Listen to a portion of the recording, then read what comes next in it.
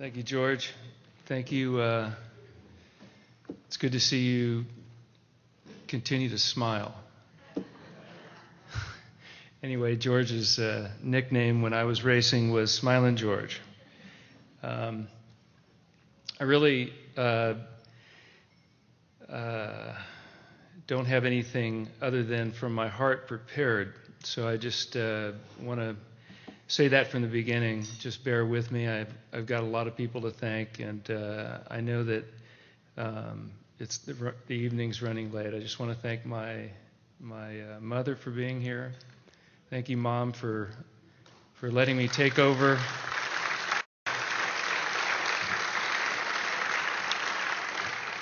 Thank you for you and Dad for letting me take over the family garage.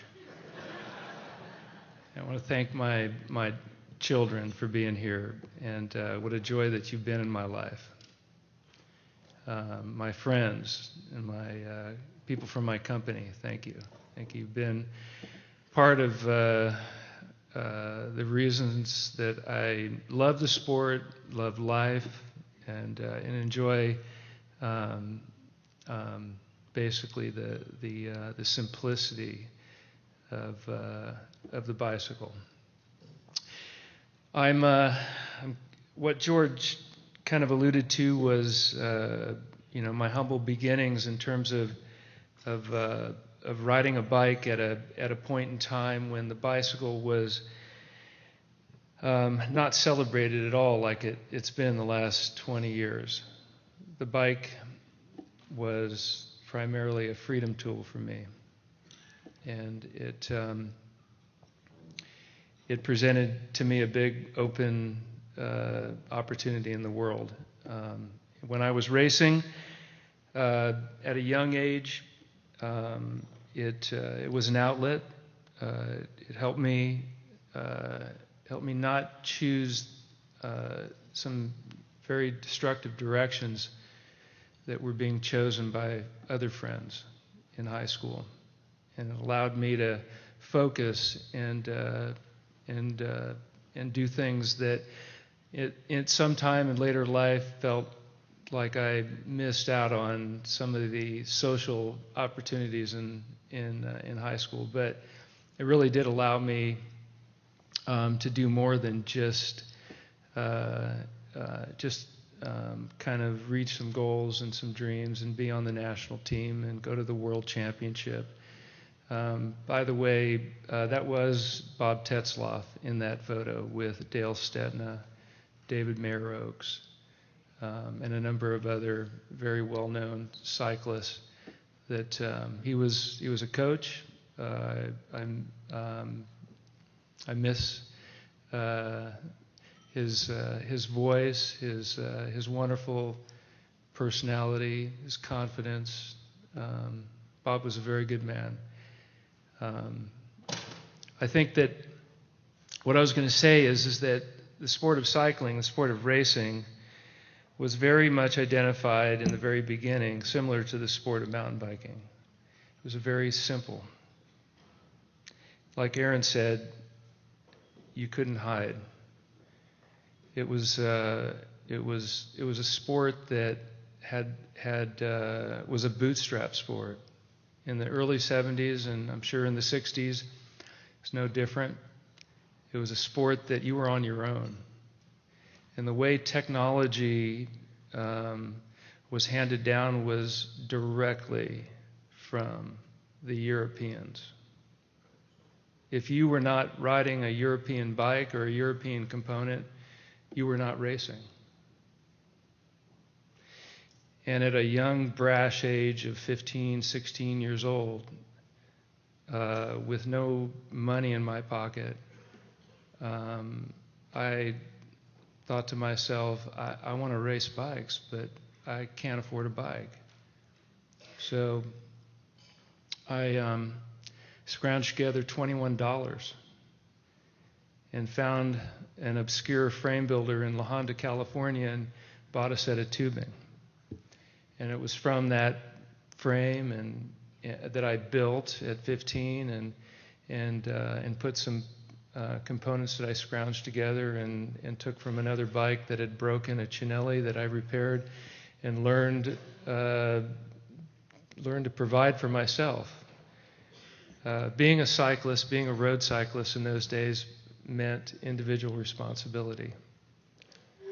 In the image of today's racing, it's hard to imagine, but back then we actually carried a pump and a spare. And many of us actually built our own bikes. I started something with the building of my frame, but during the course of the next couple of years, other builders that were racers were inspired to build their bikes. Leonard Nitz, multiple national champion, built a number of his own bikes. Rory O'Reilly built a number of his own bikes. They're all very well-known national caliber racers, but if Tom could do it, hey, I'm going to try it, you know. And basically, there's quite a bit of innovation that was happening as a result of hopefully being a good inspiration on some of my competitor friends. It was at a time when if you broke it, you basically were responsible for it.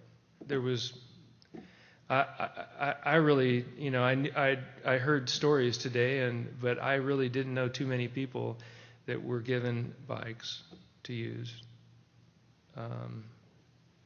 People that I knew, like Mike Neal and Jacques Boyer, and that I raced against, and the community in Northern California, they were in a similar situation. They were bootstrapping, getting to races, and barely. You know, just being honest, there was really just love of sport. There wasn't a money side of the sport. Joe would show up too, but George would show up in his tube socks, and it was obvious that George was bootstrapping it.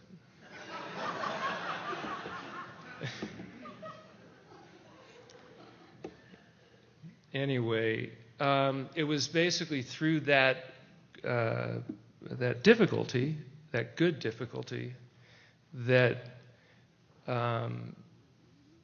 I aspired, raced against older riders, sought ways and tools of innovating, getting an advantage, and living in the environment of Silicon Valley in the heyday, or the beginning heyday of the pre Silicon Valley moniker, even in the late 60s, early 70s. Found myself in an environment of engineers, like what George talked about, and other riders that were you know, inspiring riders in and of themselves and innovating. I mean, no one was worried about the kind of things that they're worried about now. We were all basically looking for a way to make it to the next race, and to build our bikes up. And a lot of us were working from the same limitations. But it was through that, and through, you know, people that were in my life that thought it and did it. They were people that in the big picture of Silicon Valley were entrepreneurial engineers. They started companies. They became over a period of a number of years some of the leaders in the entire world of technology. The thing that is really lost by people trying to celebrate the sport these days is that I think in the same way the mountain bike was attracting, even though we were at such an idealistic level in the sport of racing. it still was getting tainted from our perspective. Even in the early 70s, 74, 75, 76, you could feel it changing. Even though we wanted the best for the sport, you could feel it changing. And really, it was that change, that tainting, that took me and Joe Breeze and Charlie and Gary Fisher and others on a new journey. And that was the off-road journey. And we loved racing, but we also just loved riding a bike. And the way that mountain biking developed was also just a way of taking responsibility. The first 15 years of the sport, there was rules against any assisted mechanical. A rider had to know his bike in the same way that I had to know my bike and my fellow racers had to know their bike when we were racing against one another. It was a matter of winning or losing. It was a matter of knowing how to repair a flat tire in minutes rather than wait for a motorcycle to come by with a wheel or whatever they were going to come by with. A water bottle. I never had a water bottle passed to me my whole life.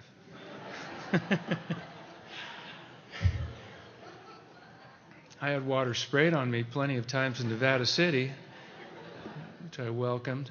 Anyway, that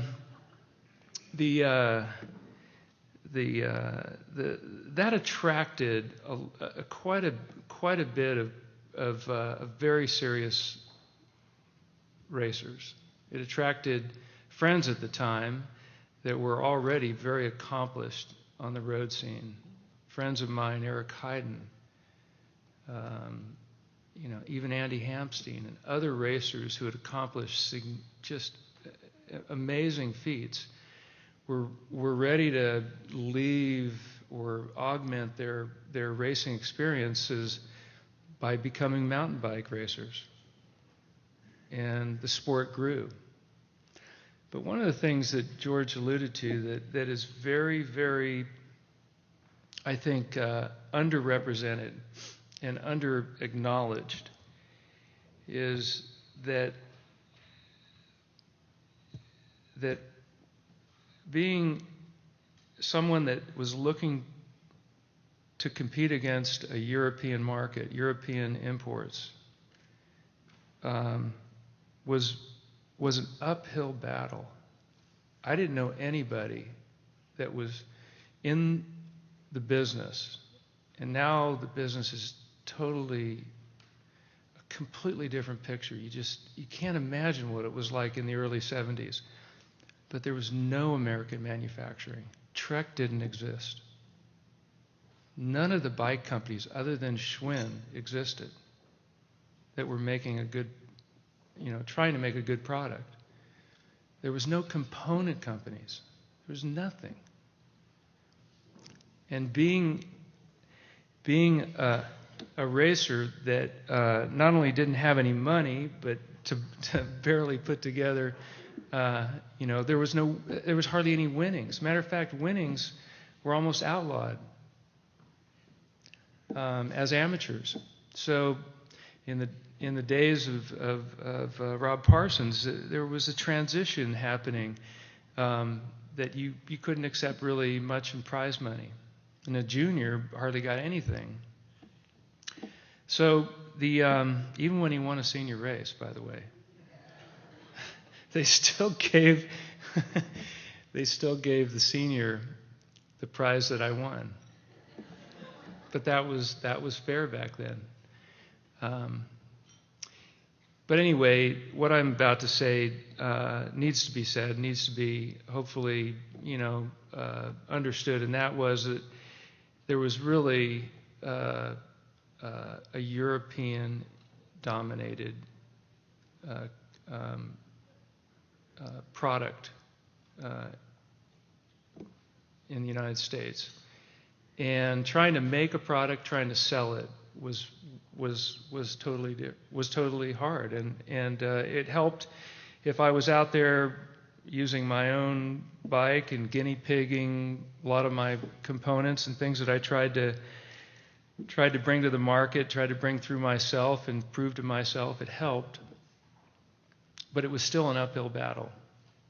And there was no imagination. I don't think anybody imagined themselves ever at the time selling one bike outside the United States. I don't think anyone could imagine the idea of selling a bike to Europe or anywhere. And it was really one person that came along that validated the fact that America was doing some innovative things and shone the light for the benefit of myself and many other companies that came into being, into fruition in the early 70s. And that one person was Greg LeMond.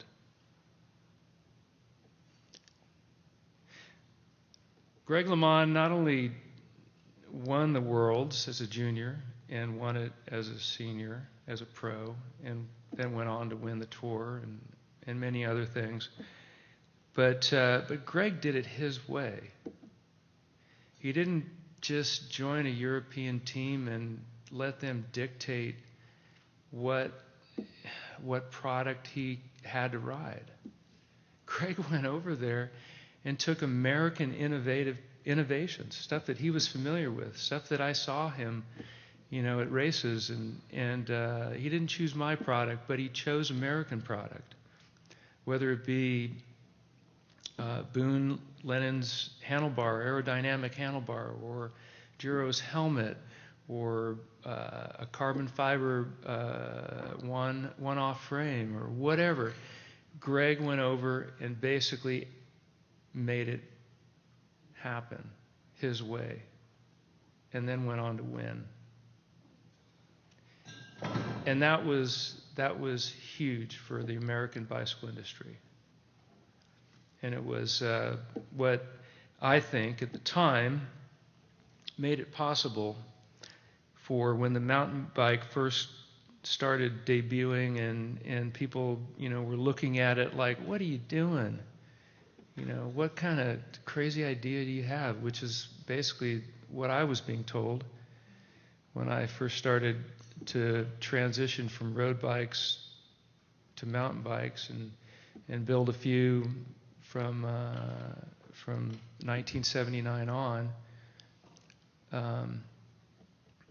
But Greg at that time was already giving a tremendous amount of attention to the United States, and he really, I think, had a lot to do with helping the industry, helping me, and I just want to set that for the record for me.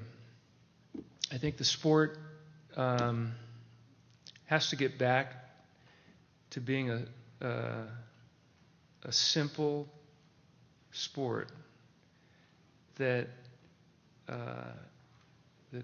really, kind of goes in the direction that mountain bikes have been, which represents taking more personal responsibility. And I hope, and hopefully, the way that things are starting to get cleaned out and light shed on things will help that happen. Maybe that's too idealistic, but that's my hope. Anyway, I wanted to just take you a little bit back in time and have you imagine what it was like to be a racer in the 70s. It was a completely different era. It took, starving kind of cyclists that are idealistically minded like myself on a journey that's lasted 40 years. I love the bike. I love what the bike can do for people. I love how the bike can take a person on a new journey in life. The bike gives people second chances. It's given me many more than that. Thank you.